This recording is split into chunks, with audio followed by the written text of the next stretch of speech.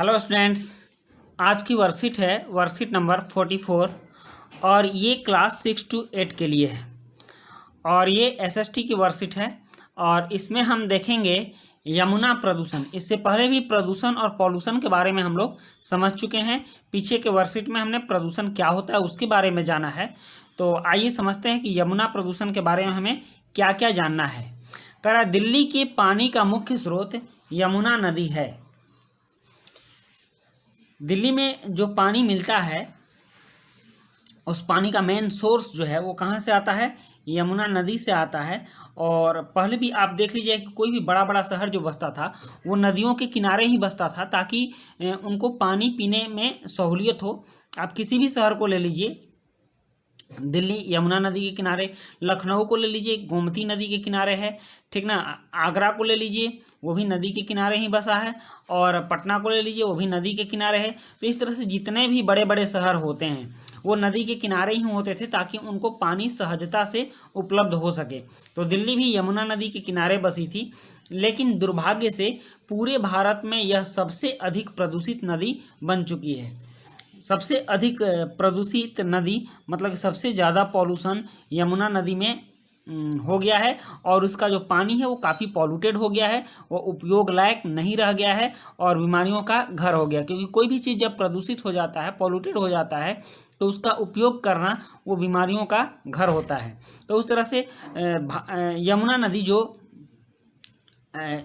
दिल्ली के किनारे है और दिल्ली के पानी का मुख्य स्रोत है, पॉल्यूटेड होने की वजह से वो बेकार हो गई है और हमारे लिए खतरनाक भी हो गई है, जिसकी वजह से अब इसे मृत नदी की संज्ञा भी दी जाने लगी है। इसमें इतना पॉल्यूशन हो गया है और ऊपर से पानी का बहाव इतना कम हो गया है कि इसे मृत नदी की संज्ञा देते हैं। मृत नदी मतलब ऐसी नदी जिसमें बहाव ना हो और जिसका पानी स्वच्छ ना हो, उसको मृत नदी कहा जाता है। इस नदी में दिल्ली के लगभग 19 नालों का गंदा पानी छोड़ा जाता है और जो इसके पानी को प्रदूषित करते हैं। तो इस तरह से जो इसमें जो गंदा पानी, जो नाला जो ये शब्द कह रहा है, ये नाले कोई छोटे मोटे नाले नहीं है, बड़े बड़े 19 नालों का गंदा पानी यमुना नदी में सिर्फ दिल्ली से जाता है। और दिल्ली के आगे पीछे भी बहुत सारे ऐसे शहर हैं जो कि अपने शहर का कचरा यमुना नदी में गिरा करके उसके पानी को पॉल्यूटेड करते हैं, उसके पानी को प्रदूषित करते हैं। इस तरह से अगर देखा जाए तो यमुना नदी के पॉल्यूटेड होने के बहुत सारे कारण हो सकते हैं, जैसे कि यहाँ बहुत सारे कचरा और दिल्ली के जो नाला है वो सारे नाले की पानियाँ गिर रही हैं। धार्मिक गतिविधियों में मूर्तियों का जो विसर्जन होता है उससे कई तरह के केमिकल्स पानी में मिलते हैं और पानी पॉल्यूटेड होता है। नेक्स्ट उर्वरक और कीटनाशक है। खेतों में जो उर्वरकों और कीटनाशकों का प्रयोग किया जाता है उसका पानी भी बह करके यमुना नदी में आता है, जिससे कि नदी के पानी में कीटनाशक आ जाता है और इसकी सारी मछलियां और इसमें जितने भी जीव जंतु हैं वे सारे मर जाते हैं।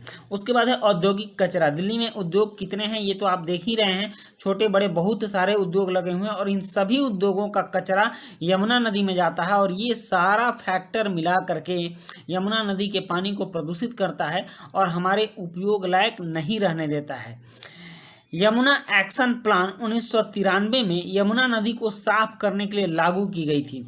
मतलब यमुना नदी को साफ करने के लिए सरकार की तरफ से भी एक बहुत बड़ा प्लान चलाया गया था जो 1993 में चला था और इस प्लान के चलाने से भी यमुना नदी को कोई विशेष फायदा नहीं हुआ। सरकार अब तक इस परियोजना में अरबों रुपए खर्च कर चुकी है, बहुत सारे रुपए खर्च हो चुके हैं, लेकिन फिर भी अभी तक यमुना नदी का पानी साफ नहीं हो पाया है। आप आज भी अगर जाकर के आप यमुना नदी के पानी को देखेंगे तो पानी देखने में काला दिखता है। पानी का जो मूल स्वरूप है पारदर्शिता, वो तो इस पानी में आती ही नहीं है। लेकिन अभी भी यह हमारी आदतों से की वजह से बुरी स्थिति में है और यमुना नदी का पानी अब किसी नाले की पानी की तरह दिखता है। हम जो यमुना को अपने पुराने में, अपने शास्त्रों में शुद्ध जीवनदायिनी, प्राणदायिनी और अमृत वाहिनी के नाम से जानते हैं, वो यमुना अब प्रदूषित हो चुकी है, गंदी हो चुकी है, देखने लायक नहीं है, उपयोग की तो आप बात ही छोड़ दीजिए। तो इस तरह से ये जो प्रदूषण है, यमुना प्रदूषण, इस वर्कशीट में तो हमने यमुना प्रदूषण को जाना और इस यमुना प्रदूषण से संबंधित कुछ प्रश्न हैं जिनको कि हम हल करेंगे। देखिए जिसमें ये 4 प्रश्न दिए गए हैं, तो इन चारों प्रश्नों को हम लोग एक एक करके हल करते हैं। आइए एक एक करके इन प्रश्नों के उत्तर देखते हैं। इसमें पहला प्रश्न है, दिल्ली में पानी का मुख्य स्रोत क्या है? तो आइए देखते हैं। पहला प्रश्न है कि दिल्ली में पानी का मुख्य स्रोत क्या है? उत्तर है इसका, दिल्ली में पानी का मुख्य स्रोत यमुना नदी है।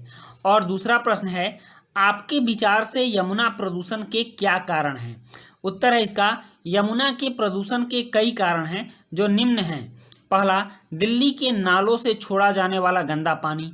दूसरा, धार्मिक गतिविधियां यथा मूर्ति विसर्जन, ये यमुना के प्रदूषण के कारण हैं। और तीसरा है उर्वरक कहते हैं खाद्य को, और जो खेतों में फसल की उपज दर को बढ़ाने के लिए जो रासायनिक खाद का प्रयोग किया जाता है उसको उर्वरक कहा जाता है। तो उर्वरकों और कीटनाशक कहा जाता है। कीटों को मारने के लिए जो रासायनिक पदार्थ का खेतों में उपयोग किया जाता है उसको कीटनाशक कहते हैं।